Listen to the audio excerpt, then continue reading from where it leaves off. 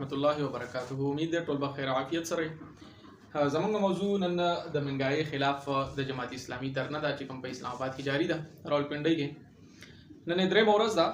نو آیا دغه درنه کول د منګای خلاف د عوامو د حقوقو لپاره صحیح ده او که صحیح نه ده؟ دا وخت برابر دی که نه دی برابر؟ نو یقینا نن په پاکستان کې هغه ډیره زیاته منګای ده او ډیره زیاته د بجلی بلونه دي، د ټکسونو چې دی هغه یو برمار دی، ډیر زیات ټکسونه دي. نو د هغې کم غریب عوام چې دي، غریب خلک چې دی هغه نشي برداشت کولی دغه څیزونه. نو خامخا د دغې دپاره به خو څوک راوتل یا د هغې راوتل ضروري. نو کله یو جماعت اعلان کوي، کله بل جماعت اعلان کوي، کله پکې څوک راوځي، څوک د یو حق دپاره راوځي، څوک د بل حق دپاره راوځي.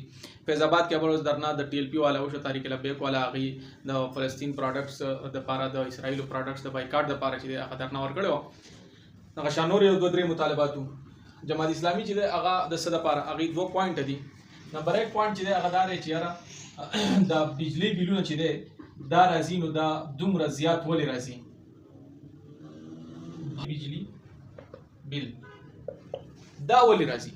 دویم نمبر د هغې چې کوم پوینټ او کومه مطالبه چې ده هغه دغه باري ټیکسز چې دا ټیکسونه ولې دومره زیات هغه راځي؟ دا دومره ټیکسونه نه دي پکاره.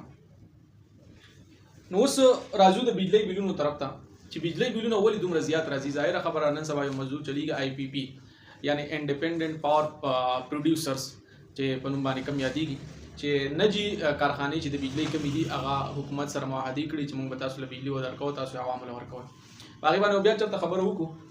نو د هغې په وجه باندې مختلف ټیکسونه چې دی هغه د بجلی په بلونو کې د فیول اډجسټمنټ په نوم باندې او دغه شان د کیپیسټي په نوم باندې نور وغیره وغیره دا بلونه چې دی ډېر زیات راځي. دغه شان ټیکسونه چې دی هغه په تنخوادار سړي باندې لګېدلي دي، 20,000 25,000 30,000 د چا تنخواهي هغې باندې.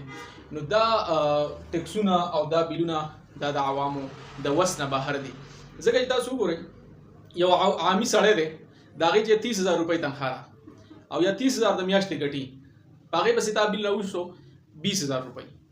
د هغې نه علاوه تا په هغه باندې ټیکسونه لګولي دي تقریبا 10-15,000 روپۍ. د هغه به کور خوراک نه کوي، هغه پسې خېټه نشته دی، هغه به چې دی بچي نه لري، هغه به ښځه نه لري، هغه مور پلار نه لري، هغې پسې به چې دی هغه بیماریان نه راځي. د بیمارو په مد کې چې دی هغه ته دومره زیاتې دوایانې ګرانې کړي دي چې د یو ډاکټر له ورځې نه ورسانه به چې دی 15,000 روپۍ د جیب نه ځي.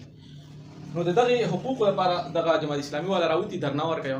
که په دې وخت کې کم جماعت هم راوځي او د دغې څیزونو باره کې چې دی هغه خپل مطالبات مخې ته ږدي د حکومت مخې ته، نو دا بالکل په حقه باندې او د هغې سپورټ کول پکار دی. که جماعت اسلامي دی، که پی ټي آی دی، که هغه بله پارټي ده، نو د هر یو چې دی هغه په دې وخت کې سپورټ کول پکار دي او حکومت ته دا خبره وړاندې کول پکار دي چې یوازې په غریب باندې ټیکس لګول، په هغې باندې بجلی بلونه راوستل دا صحیح خبره نه ده.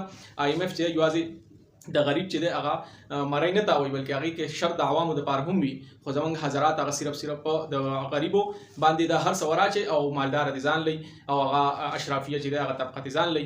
نو آی ایم ایف چې دواړه په یو کټګرۍ کې ورویشتي دي، نو پکار د حکومت له چې دغه اشرافیه او غریب یو شان کړي، یا د غریب تی وباسي او اشرافیه باندې دا ټول بوج وراچي، په هغې باندې هېڅ بوج نه پرېوځي، خو دا غریب عوام چې دی لږ معاف کوي، نو چې لږ د سوک سانس چې دی هغه غریب عوام واخلي او هغې ته لږه فایده ورسي. نو د هغې لپاره د دې درنې چې دی هغه بھرپور سپورټ کول پکار دي چې دا حکومت ته لږ شان احساس ورشي. واخر دعوانا